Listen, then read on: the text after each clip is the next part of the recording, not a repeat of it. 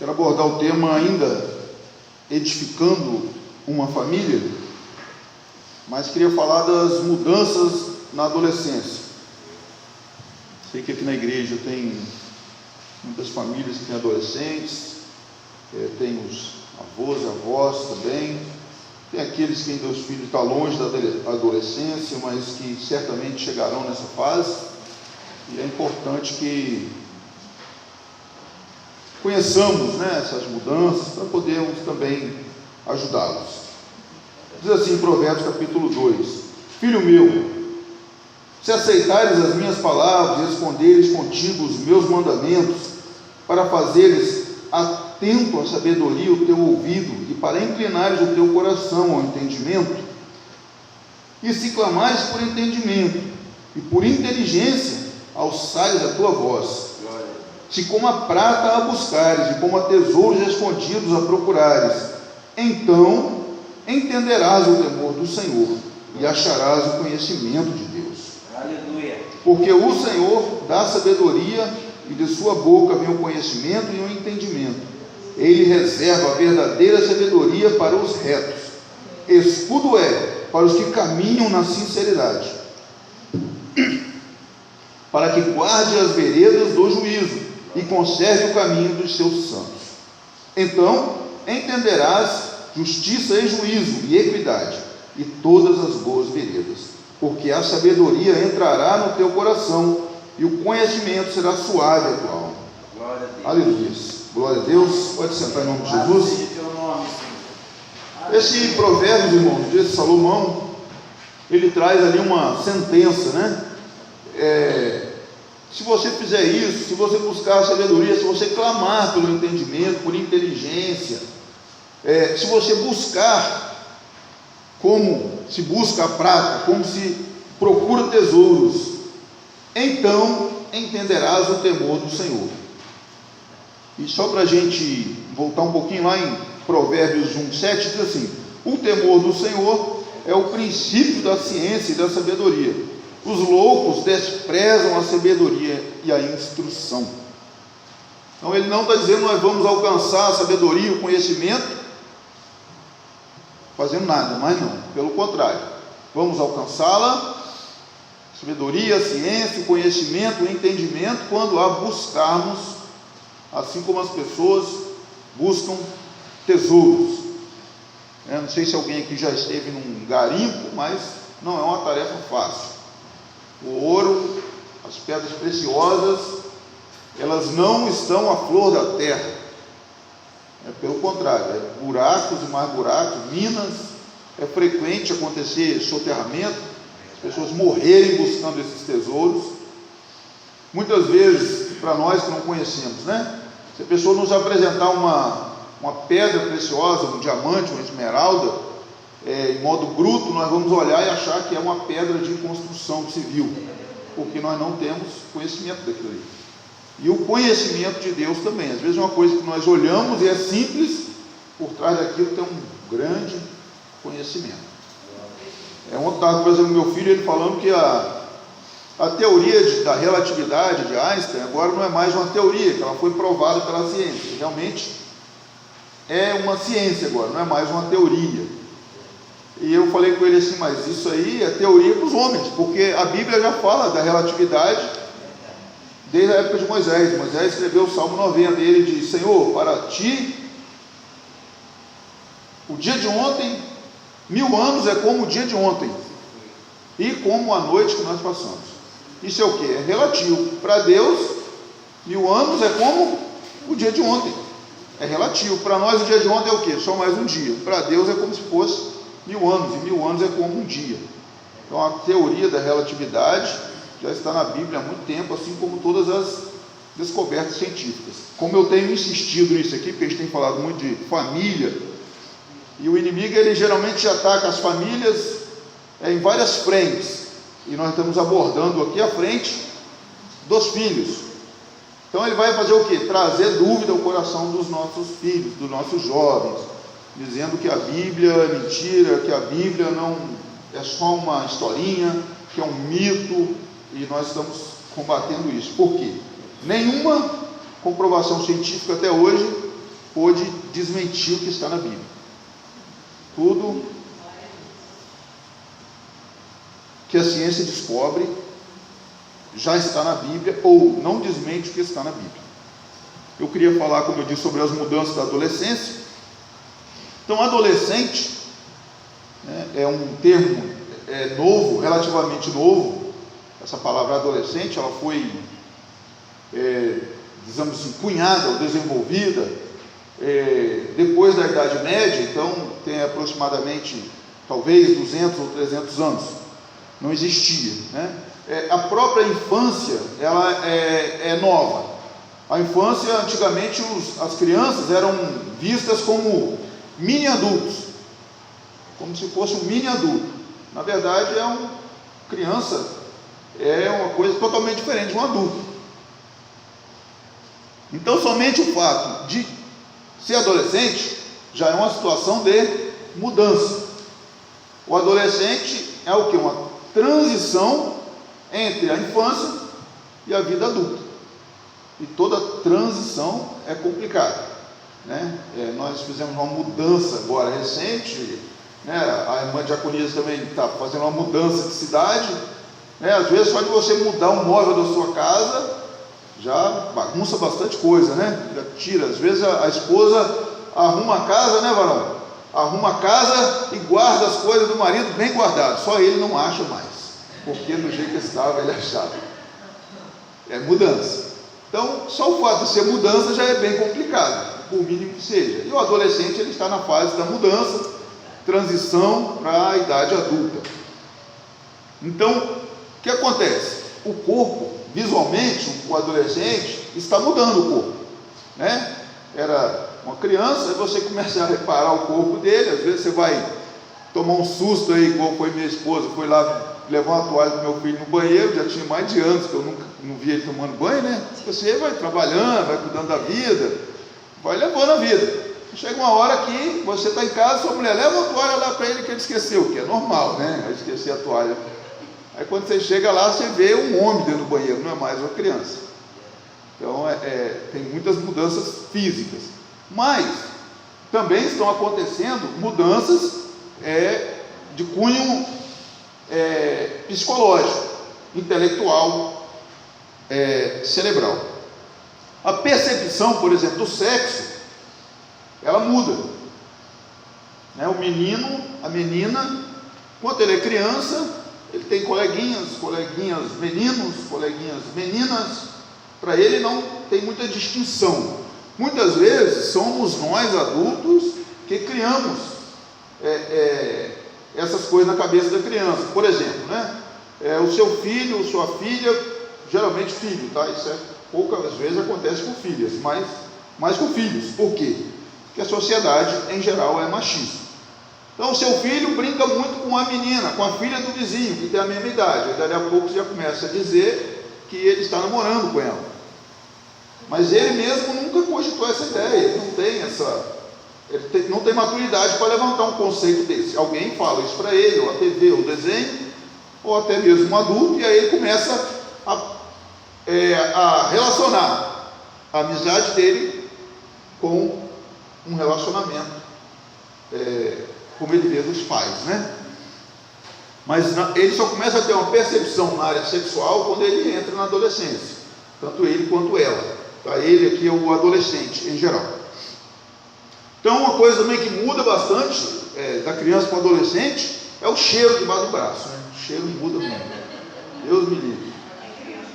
Parece que mataram um gambá e botaram lá debaixo do braço do adolescente, porque são mudanças físicas que a gente percebe.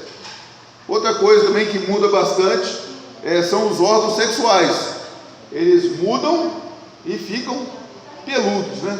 Então o adolescente se sente muito constrangido com a situação, né? E às vezes traz mesmo constrangimento. A pessoa fica um pouco retraída. Por exemplo, né? Pelos nas axilas, nas pernas, né? Geralmente incomoda muito as meninas. Os meninos já se sentem mais orgulhosos, né? Porque ele olha para o pai, olha para o homem, né? Olha para o super-herói, aí ele fala: opa, estou ficando parecido com esse camarada aí, tá bom. né? Já as meninas se incomodam mais. A pele também muda, e geralmente aparece, né, algumas espinhas, algumas alergias, porque a pele também está mudando. Mas as mudanças que trarão mais dificuldade para os jovens e adolescentes são as mudanças psicológicas e sociais, que são o nosso foco aqui hoje, tá? O que acontece? Na adolescência, o jovem, ele começa a buscar uma identidade. E na busca da identidade, há muitos riscos, inclusive o de se apropriar de uma identidade errada. Então ele sai da infância, ele não é caracterizado, né? Caracterizado não na área de caráter, porque o caráter, segundo a psicologia, é formado na infância. Mas ele aí, quando ele chega na adolescência, ele não tem uma identidade, o eu sou. Ele não tem o eu formado, ele começa a formar o eu, principalmente na adolescência. E ao assistir um filme de ação, é comum um adolescente se projetar no personagem, imitar seus gestos, suas manias, suas roupas, mesmo que seja algo errado ou até mesmo imoral. Essa rebeldia está na essência do jovem, juntamente com o desejo de mudar as coisas. Então muitas vezes nós vemos nossos filhos projetando alguma coisa que eles viram na TV, algum colega, alguém que tem influência sobre eles. Na verdade, eles estão buscando uma identidade.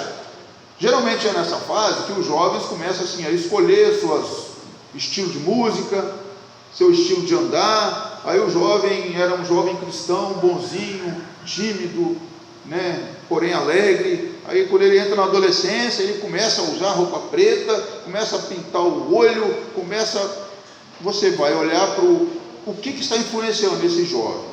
Aí você vai ouvir as músicas que ele está ouvindo, o tipo de série que ele está assistindo, o tipo de reunião que ele está participando, os amigos dele, e você vai descobrir que são pessoas que ele está tentando o quê? Ser igual. Ele está buscando uma identidade, ele encontrou um grupo, ele diz, agora, quer dizer, eu preciso me moldar a esse grupo. E esse grupo usa todo mundo roupa preta. Opa, mãe, quero camisa preta. Mãe, quero usar calça agora. Mãe, e começa a se moldar segundo aquele grupo. Nem tanto, não é uma, digamos assim, uma maldade, né? Às vezes até cometem maldades, coisas erradas, mas não é intencional. Ele está se moldando a um grupo social, muitas vezes assumindo posturas que não poderão sustentar por muito tempo, mas isso também é normal. Porém, em outros casos, às vezes o adolescente ele escolhe recuar um pouco, quando ele dá numa identidade errada, por exemplo, e ele viu que aquilo ali não é legal, que ele não consegue sustentar aquilo ali por muito tempo. Então, às vezes ele recua um pouco, volta para o nível infância, para ele poder retomar e reconquistar uma nova posição, uma nova identidade. E tudo isso faz parte da construção da sua identidade. E uma identidade nunca estará completa se faltar o código do eu como gestor de mim mesmo. O gestor de mim mesmo. Ou seja, as escolas não ensinam isso. É o que? Você cuidar da sua caminhada, você gerir a sua caminhada, onde eu quero chegar, o que eu quero ser, qual caminho eu devo seguir. Então essa é uma orientação muitas vezes que parte da família, direcionar esses jovens para as coisas certas. O doutor Augusto Cury, ele diz que gerenciar as próprias emoções é o código que nos posiciona como administradores de sentimentos, gerenciador da insegurança, dos temores, dos medos, das angústias, do humor triste, do ciúme, da agonia e da aflição. Quando desenvolvemos esse código, conseguimos ter lucidez e controle emocional. Ganhamos não qualidade de vida, mas uma vida de qualidade, prazer no simples, deleite no cotidiano, desfrutar a existência. Mas infelizmente as emoções não são importantes para as escolas. Porém, nós como família devemos trabalhar isso com nossos jovens na construção da sua identidade. é o quê? Valorizar o comum, o dia a dia, valorizar a vida, valorizar que acordou bem, valorizar que tem saúde, que anda, que pode praticar um esporte. Obrigado. Isso é gestão do eu.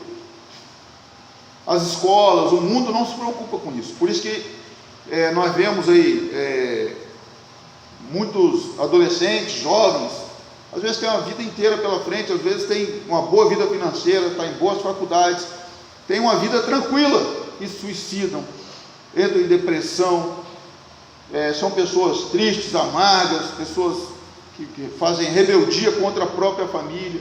Por quê? Porque eles não estão conseguindo construir a sua identidade, e aí ele acaba se voltando contra a sua própria família ou contra ele próprio, no intuito de atingir a família. Quando a gente vê um suicídio de um jovem, de um adolescente, é o que o sociólogo Durkheim chama, é o suicídio egoísta, que é o que? A pessoa só pensou nele mesmo e em ferir alguém. Vou suicidar, que aí minha mãe, meu pai, meus irmãos vão ficar o quê? A vida toda com essa culpa que eu me suicidei por causa deles. Então isso é o quê? Uma falta de gestão nas emoções. Muitas vezes, como diz o Dr. Cury no livro dele, nós somos, na direção da nossa vida, das nossas emoções, nós sentamos no banco do passageiro, e não no banco do motorista, para guiar, para ver para onde nós queremos ir. Somos simples coadjuvantes, estamos no banco do passageiro, e como diz aqueles pagode, samba, sei lá, deixa a vida me levar, e a vida vai levando a pessoa só por estradas esburacadas, porque ela não está gerindo, não está tomando a gestão das suas emoções, dos seus sentimentos. Salmo 103, nós temos, dá uma olhadinha aqui rapidamente, Davi falando: bendize a minha alma ao Senhor, e tudo que é em mim bendiga o seu santo nome. Bendize, ó minha alma, ao Senhor, e não te esqueças de nenhum dos seus benefícios. É Ele que perdoa todas as suas iniquidades e sara todas as suas enfermidades. Quem redime a tua vida da perdição e te coroa de benignidade e de misericórdia. Quem enche a tua boca de bens, de sorte que a tua mocidade se renova como a água. Bendize, ó minha alma. O que é a alma, irmão? A alma, como nós já falamos aqui, é a sede dos sentimentos, das lembranças, das emoções. Talvez nesse dia aqui, Davi estava com a sua alma triste, deprimida, e aí ele diz: alma, seja grata, bendiga o nome do Senhor. Quer dizer, ele está gerenciando as suas emoções. Ele está dizendo: calma aí, lembre-se, não te esqueças de nenhum dos seus benefícios. Muitas vezes as pessoas já acordam amarguradas. Talvez se fosse esse o caso de Davi. E aí ele está dizendo: ei, alma, presta atenção na vida. Olha aí, você dormiu num teto, você dormiu numa cama, não tinha coberta. Olha só, tem café na mesa para você, alma. Não tem do que reclamar, não está me faltando nada, está tudo bem. É um gerenciamento apenas das emoções que ele está fazendo aqui, ou seja, a alma saiu do eixo. Muitas vezes é o que? Um desejo que a pessoa tem de adquirir, de ter, de alcançar, e não está conseguindo. E aí isso acaba sobrecaindo nessa pessoa e ela transforma isso numa tristeza frequente. É a falta de gerenciar as emoções. Isso pode acontecer com adulto, com criança, com jovens, com todos nós. Então, de vez em quando, nós temos que olhar para os benefícios que Deus tem feito para nós. Senhor, muito obrigado. Minha alma bendiga o Senhor, porque eu tenho uma família abençoada, porque eu tenho saúde. Minha alma bendiga o Senhor, porque talvez está me faltando uma perna, mas eu tenho a outra perna. E lembrar sempre dos benefícios do Senhor. Segundo um psicólogo americano chamado Les Parrot, esta é a fase de maior tensão e confusão para muitos jovens. E ele conclui que a maioria dos problemas enfrentados estão relacionados à falta de experiência, mas que há pelo menos 5 fatores habituais que podem exacerbar ou criar grandes conflitos nos nossos jovens adolescentes. E eu quero citá-los aqui. como eu já comecei dizendo, né, o mais aparente para nós que estamos do lado de fora são as mudanças físicas.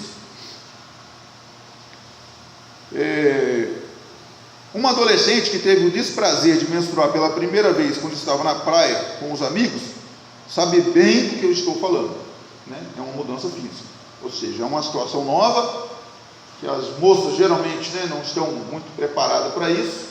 Isso pode acontecer a qualquer momento, né? Enquanto é criança, não está preparado. Então, às vezes, isso acontece, tenho a certeza disso, que a menstruação chega no horário mais imprevisível, principalmente a primeira, né? Que a minha nunca está esperando. Pode ser um dia que ela está na praia, pode ser um dia que ela está longe de casa, com os amigos, se divertindo, na casa de alguém. Então isso vai trazer muitos problemas. Ou acordar com aquela super espinha no nariz, bem no dia da apresentação do trabalho na escola também, é um desastre, né? Eu que o diga, tive milhões de espinhas. Sentir-se exprimido dentro do uniforme que parece encolher a cada dia. Você compra o uniforme do seu filho no começo do ano, quando chega no meio do ano, né, está entrando na bunda, está apertando, o menino está andando todo troncho na escola, né, e também ninguém pode ficar comprando uniforme todo dia, mas eles crescem todo dia. Teve um ano que eu medi meus filhos e Samira cresceu 3 centímetros a cada 2 meses, enquanto João estava crescendo 2. Ele ainda estava na infância e ela estava migrando da infância para a adolescência, nesse ano. João, quando ele estava passando da infância para a adolescência, ele chegou a crescer em 3 meses 4 centímetros. É muita coisa, irmãos. O João hoje, vocês verem, ele é quase do meu tamanho, mas em 2015 ele era aqui, ó. O apelido dele na escola era Piquenês, porque ele é 2 anos, né, adiantado na série, e todos os meninos da sala dele já eram adolescentes, ele ainda era criança. Então cresce muito. A voz, né, uma coisa comum aí, é a voz falhar bem na hora que o adolescente vai se comunicar com aquele crush. Quando o adolescente vê o crush, a voz ou afina ou engrossa, é bem chato. Então são mudanças físicas que incomodam os nossos jovens. Outra coisa bem chata também, né, para as meninas, é o que? É que os seios estão crescendo diariamente, semanalmente. Então agora, quer dizer, muitas coisas que ela fazia, ela não faz mais, né? E na fase que está crescendo também, tem um inconveniente de quê? De muita dor. Então qualquer um que encosta dói muito, e às vezes nós homens não temos essa percepção. Eu conversei com um pastor amigo meu, ele fez um retiro para os casais da igreja dele. E aí, o retiro de 3 dias. Durante um dia, que era na sexta-noite, no sábado e no domingo, né, eles voltariam para casa. Só os casais. Durante um dia, no sábado todo, de manhã até de noite, até a última palestra, os homens teriam que usar o absorvente. Irmão, pensa num troço horrível. O dia todo você com aquele pacote ali, aquele negócio te incomodando. Olha, você começa a entender as mulheres, né? Por que às vezes a mulher fica tão chateada ou tão possessa, digamos assim, nessas épocas de menstruação? Porque é um negócio que realmente incomoda demais, incomoda. Então, às vezes eu falo essas coisas para a gente começar a entender também um lado do outro, né? A empatia, você começar a perceber o outro, tentar se colocar no lugar do outro, é a empatia. Então, né, os seios começam a crescer, o cabelo no corpo, o cheiro começa a ficar mais estranho, né? O desodorante não dura mais 24 horas agora, o desodorante dura poucas horas. A pele fica mais oleosa. Nessa fase da vida que muitos pais já não se lembram mais, né, que foram adolescentes também, a usina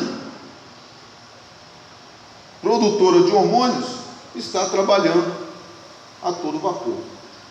É a época em que mais se produz hormônio no corpo humano é na adolescência.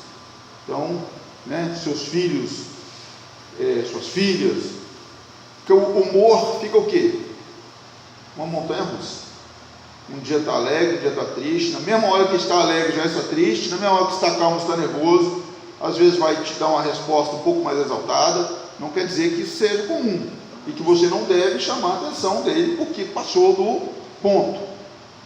Há de ter temperança, mas você também tem que entender, opa, ele está numa... Tomar decisões diferentes. Isso aí, pastor. Então é nós nos adaptar a eles, porque eles estão na fase da mudança e logo serão adultos, serão jovens e essa fase vai passar. Então nessa fase a gente tem um pouco mais de paciência, compreensão. Porque esse hormônio, segundo o psicólogo Les Parrot, ele desencadeia uma série de eventos psicológicos também, que precedem a idade adulta. A criança dócil pode se transformar num adolescente bravo e revoltado. Então, ter cuidado, essa paciência, tá? As mudanças, vamos falar de 5 mudanças principais, tá? Então falamos da mudança física, agora vamos falar das mudanças sexuais. E Vallon, que Henri Vallon, ele foi ministro da educação na França, ele é um psicólogo que estudou muito os jovens, adolescentes e crianças. Ele disse o seguinte: tanto os rapazes como as moças têm necessidade de se examinar no espelho e observar as transformações do rosto. Sentem-se mudar e ficam desorientados, afirmou Vallon. Quando o corpo do adolescente começa a assumir a forma característica de seu sexo, ocorre uma mudança no comportamento, no pensamento e nos processos psicológicos, sinalizou Les Parrot. O menino assume a figura masculina difundida social e culturalmente. Então o menino, ele toma essa postura. Comparações com os colegas, né? Barba, cabelo na perna, gogó, e inclusive ele começa a ficar mais tímido para ir ao banheiro com outros colegas. Por quê? Porque ele começa a olhar para o seu órgão sexual e ele tem vergonha que os outros colegas também vejam e haja comparações, né? Enquanto as meninas, quando vão, já tem essa facilidade de estar no banheiro com os colegas, os homens, eles já acabam agora se distanciando, ele não quer mais um colega perto dele quando ele vai no banheiro, tá? Isso é só o que? Um processo psicológico, uma mudança que está acontecendo, né, dentro da cabeça dos meninos. Mas isso de uma forma não geral, não generalizando, dizer que de uma forma geral. Não, é comum, digamos assim, não são todos, né? Isso que a irmã quer dizer? Não são todos, mas é comum, segundo o psicólogo, é comum. Mas uma porcentagem maior, né? É comum que o menino não queira que os colegas olhem para o órgão sexual dele, porque ele tem medo da comparação, né? Meu filho com 22 anos fica no mandamento de até hoje. Ah, não, da sua frente. É questão de aula. Não, Não, isso é desde pequeno ele foi criado assim. Não, mas não é da mãe dos... Não. Aí é dos colegas mesmo, da escola, no futebol. Ele já tem mais um pouco de timidez na adolescência. Onde eu quero chegar nesse tópico? Quando o irmão diz, né, em relação ao órgão, eu digo assim, não é de uma forma geral, vamos dizer que todos sejam assim. Não é. Não. Então, meu filho é 1% que não é esse 99%. É um grupo maior, né, mais propício que isso aconteça, tá? Não as teorias psicológicas, o ser humano ele varia muito, né? Então, quando ele fala uma teoria, uma teoria psicológica, ele estudou esses conceitos e ele tirou essas teorias, digamos assim. Não acontece com 100%, né? Tem pessoas que são mais, vou usar uma expressão aqui, tá? Não é pejorativo, eu não tenho uma palavra melhor. Tem pessoas que são mais exibidas, né? Ele quer aparecer, quer que as pessoas vejam, né? Por exemplo, o meu filho, ele quer ficar andando de cueca dentro de casa. mas ele já tem 14 anos. 14 anos, então eu... Claro que ele não faça isso na frente de outras pessoas. Isso aí, mas quando tá só nós, ele quer. Aí eu acabo, boto uma bermuda lá, cara. Sua irmã tá dentro de casa, sua mãe. Ah, mas eu falei, não, você já é um hominho já, bota a roupa.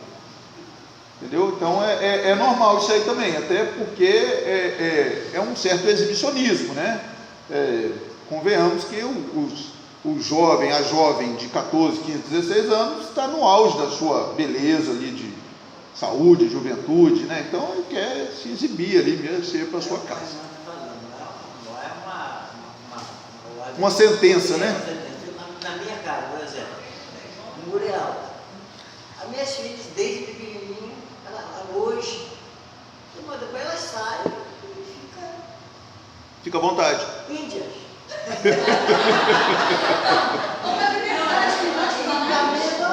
permitido que nós sim.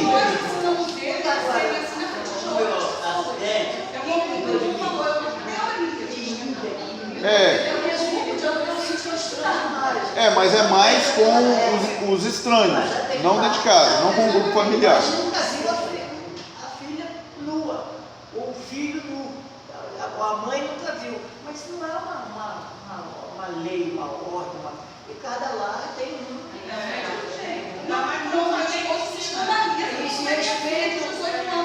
E talvez, irmã,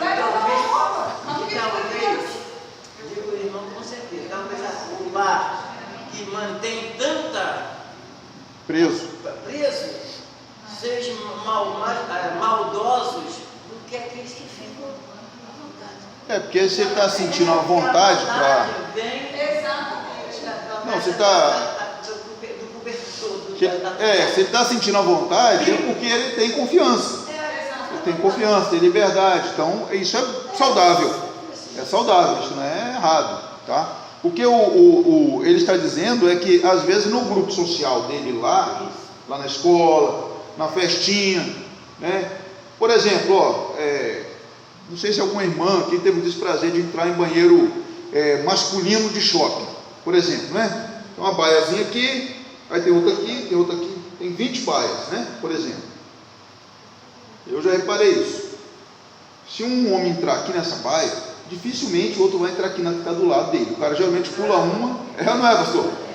Homem é assim, ele não entra na que está aqui, ele não quer ficar perto do amigo dele, do irmão, ele não quer, ele pula uma, duas, vai na outra. Geralmente a baia que está primeiro na porta, ninguém quer também. Por quê? Todo mundo passa ali e vai olhar para ele. Homem tem essas coisas. Então, muitas vezes em casa, no meio da família, da parentela, onde a pessoa tem mais intimidade, ele se solta mais. Mas no grupo social externo, escola, shopping, time de futebol, outras situações, a pessoa acaba ficando mais preservando seu corpo, seus órgãos, tá? É dentro desse contexto que ele está falando. É dentro desse contexto. Então, continuando aí, se os irmãos tiverem alguma pergunta, por favor, pode fazer, tá? A gente tem essa liberdade aqui, tá? Vamos continuar, irmãos? O que pode acontecer também? Que constrange muito o menino jovem, e que é comum, ele ter, que é normal nessa idade, né? Ele está produzindo muitos hormônios, ele ter ereções em público, seja na escola, seja junto com os amigos. Então ele fica muito constrangido, e nós como família temos que dizer, não, calma, é normal, você está produzindo hormônios, não é maldade, não é malícia, isso acontece independente da vontade dele, dos pensamentos dele, independente. Então a gente tem que ter essa preocupação também. Enquanto que a menina, ela tem outras preocupações. O homem às vezes é bem mais resumido. Ir ao banheiro com os amigos, enquanto as meninas, as mudanças do seu corpo geralmente vêm acompanhadas de dores menstruais, dor no seio, dor de cabeça, descontrole do peso, descontrole do humor, está muito mais relacionado às mulheres. É comum nessa idade confundir emoções e transitar nos extremos. Um dia amo uma pessoa, no outro dia odeia. É normal isso, está no extremo frequentemente. Um dia chega em casa e diz: mãe, a Júlia é minha melhor amiga. Aí no outro dia diz: mãe, eu odeio a Júlia, quero matar a Júlia. É assim mesmo que acontece. Então um dia é melhor amiga, no outro dia é pior inimiga. É normal, tá? Essa flutuação. E com tantas possibilidades de mudança, logicamente que muitos conflitos internos e externos acontecerão. E nós, como pais, como um avô, como um tio, precisamos estar atentos para auxiliar nessas horas, tá? Vamos seguir agora, vamos para as mudanças sociais. A principal mudança dessa fase, independente da classe social, é o relacionamento familiar. Quem tem filho adolescente sabe o que eu estou falando. O jovem, buscando se firmar, tentará se desvencilhar da família. Ele não quer mais sair com a família, não quer mais ir a alguns lugares com a família, muitas vezes vai preferir ficar em casa sozinho, ou ir sozinho em algum lugar, né? Quando a mãe e o pai levam na porta da escola, ele já não quer mais um abraço, um beijo, não, tira a mão de mim. Gente, essa era uma ferramenta muito complicada. Mas Eu tenho 43 anos, minha mãe sempre criou a gente em família. Onde minha mãe ia, nós íamos. E assim até hoje. Meu marido fala que minha mãe é que nem gambá. Os filhos é mesmo adultos, eles têm seus maridos. Onde vai na conta, mulher. E os meus filhos eu do mesmo jeito. Eu fico assim, pronto, vamos me água. Gente, essa rotina, como os pais criam os filhos. mas está mudando, e nós precisamos nos adaptar para não levar a mal, né? A criação é mesmo, mas não adianta ir não vou, mãe, vou chegar. Às vezes prefere ficar em casa do que andar com a mãe. Meu filho, eu preciso de sua ajuda, vamos lá no supermercado comigo. Pô, nada. Um amigo meu veio andando com a minha mãe aí, vai começar a me chamar de bebezinho da mamãe. Não quer. Depois que eles amadurecem, eles voltam a valorizar a família, mas nessa fase é normal eles dão uma repudiada na família, tá? Alguma coisa mudando nessa geração. Não, mas tem. Criação, é muito complexo. É mudanças sociais, né? Muitas vezes ele quer também aparecer na sociedade como alguém independente, alguém que sabe andar sozinho, alguém que toma decisões, né? Ele quer parecer isso, que é alguém que tem responsabilidade, né? Ele está se firmando socialmente.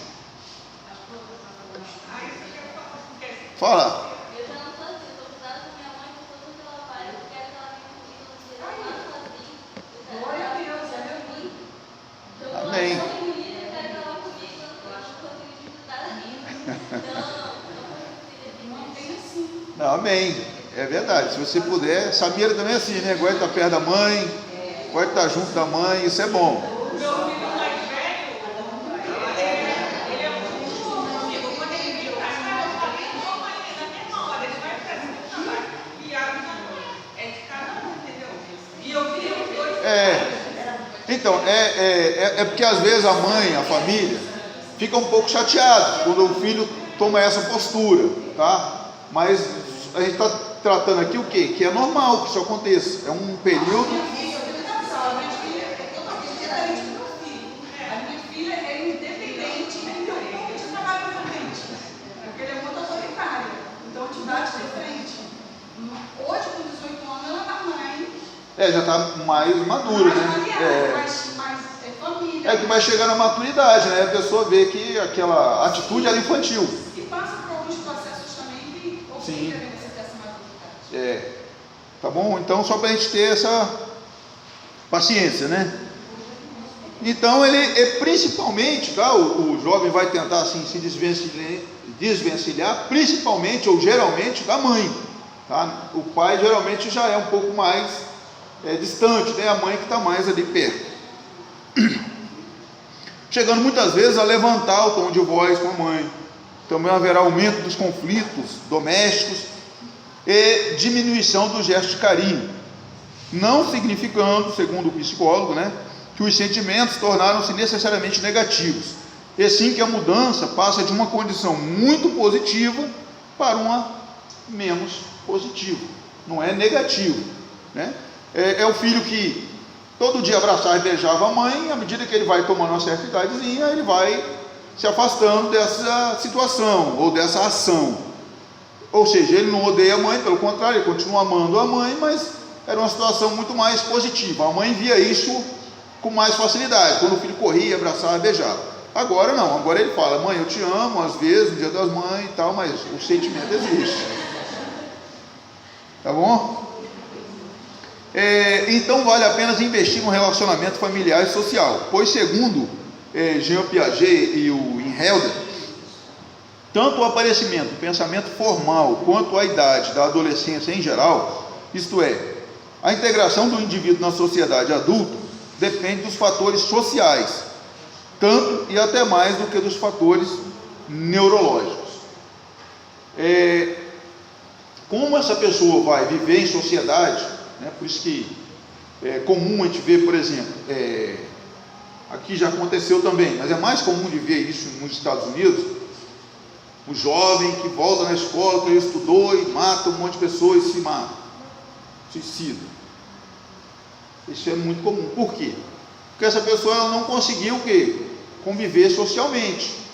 Muitas vezes é uma pessoa, como ele diz aqui, extremamente inteligente, mas não consegue ser sociável.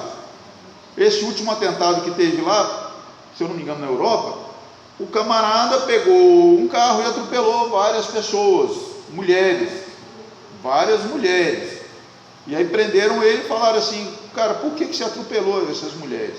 E aí ele disse: porque na minha adolescente, quando eu era na minha juventude, as mulheres não queriam me namorar, então eu descontei nelas agora.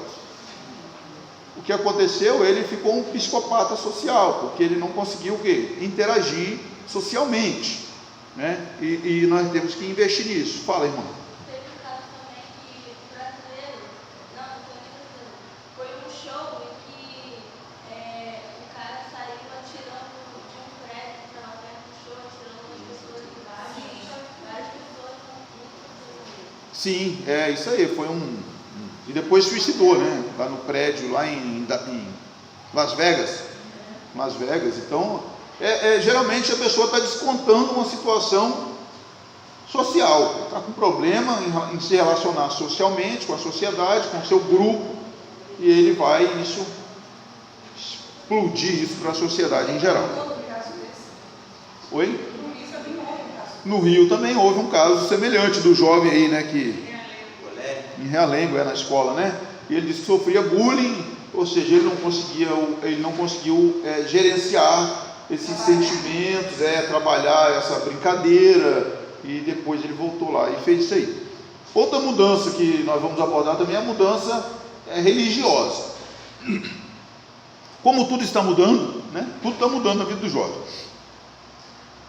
Você não achou que a religião ia passar ilesa nessa fase? Eles questionam tudo mesmo.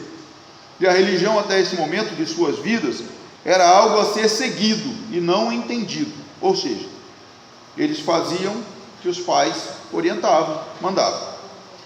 Mas ao entrar na fase, né, que o Piaget chama de...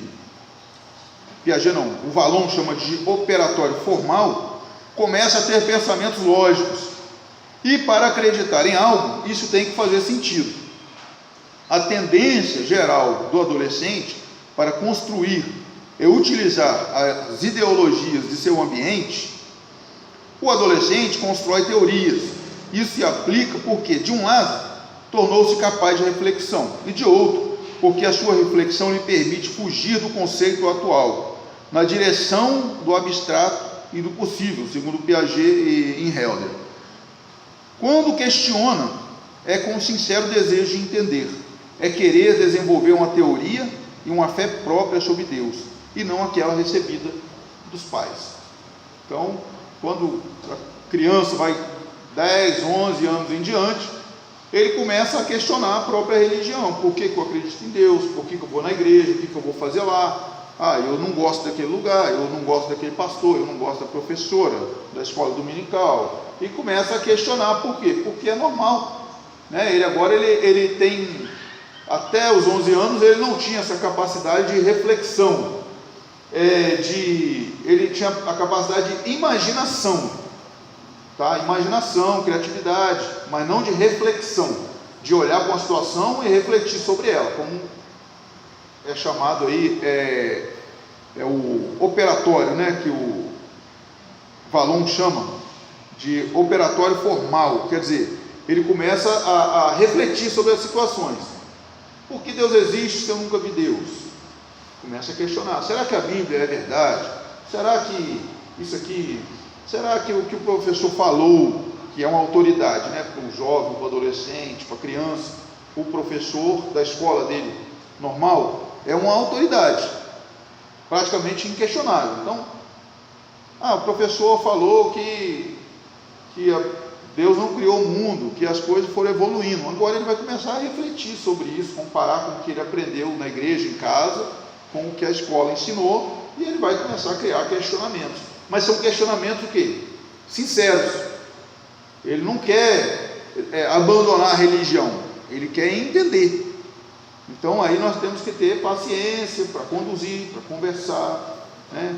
Talvez chamar alguém, chamar o pastor, chamar alguém para nos ajudar nesse momento, um conselheiro de jovens, para entender a mente desse adolescente, onde ele quer chegar, né? Muitas vezes é uma geração extremamente conectada, né? Então, às vezes você vai com uma afirmativa, ele já pesquisou na internet, ele já viu vídeo, já viu tutorial, já viu não sei o que, ele sabe mais do que a gente. Então, ele tem que ter humildade